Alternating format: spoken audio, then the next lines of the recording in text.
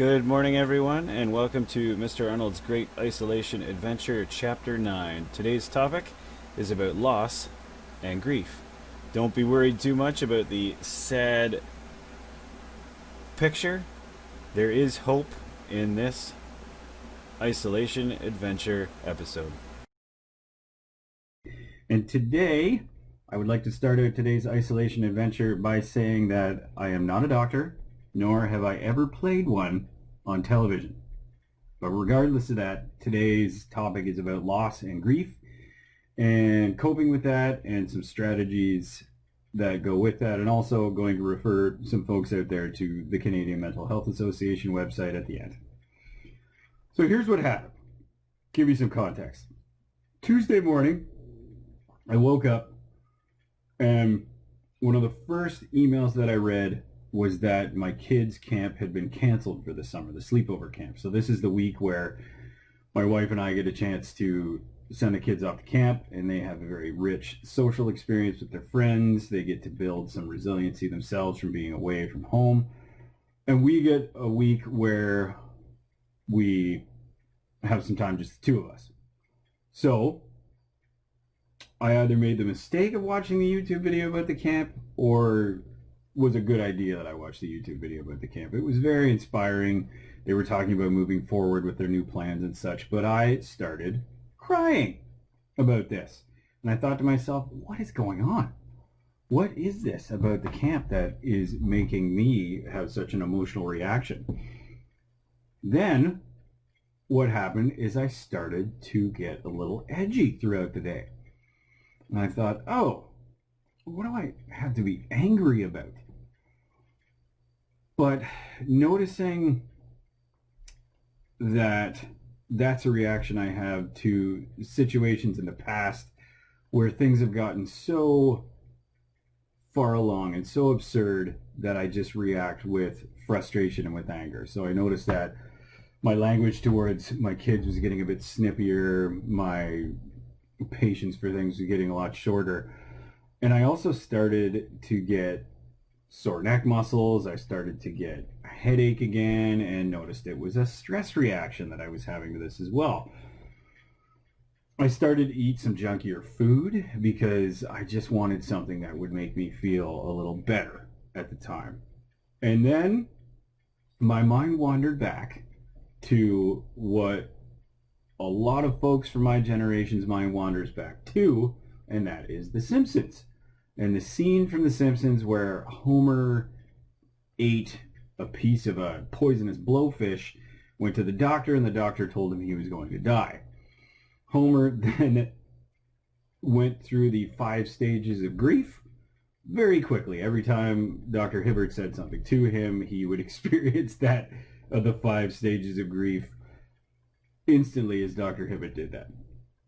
This is called the Kubler-Ross scale. Now, although there's some argument about whether the Kubler-Ross scale is correct or if it gets it wrong, and there is some argument out there in the psychology community about that, there are some important lessons that I took away from that.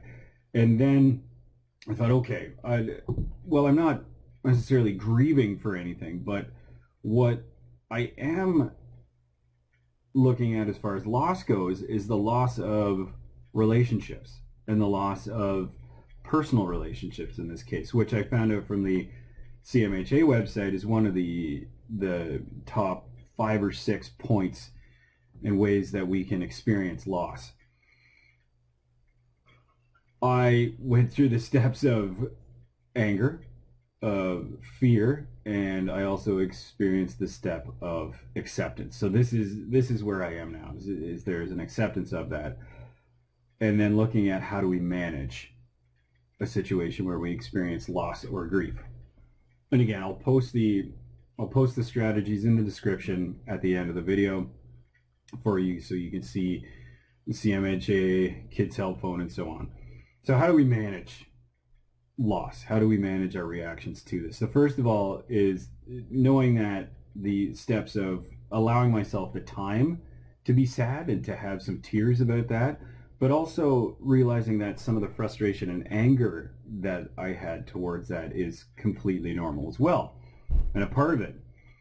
And there's a comedian that I often watch called Lewis Black, who deals with absurdity and deals with situations like when something gets so absurd you just can't help but laugh at it. And he was the one who played the anger character on Inside Out. Go check him out. It's not exactly professional language in his comic stand-up, but watch Inside Out again. He does a great job with anger. So another piece that I did was that I was able to share with my wife about these feelings. So I needed someone to talk to, someone to bounce this off of. And then finally to go away from the overeating and the seeking out of junk food and look at treating my body well and doing things that are more healthy for me, such as going for a bike ride. I felt so much better after I did an hour-long yoga session last night, and so on.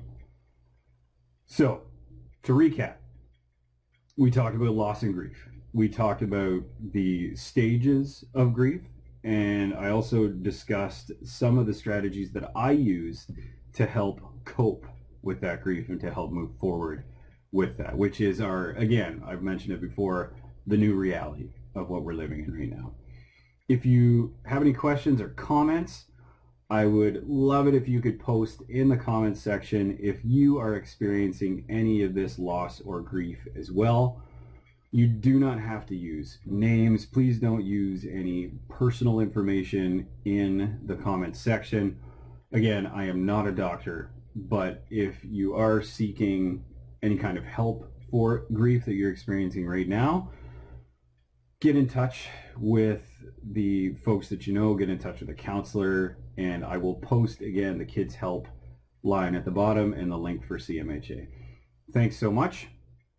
Good luck out there, and stay healthy, stay happy, and I will talk to you all next time.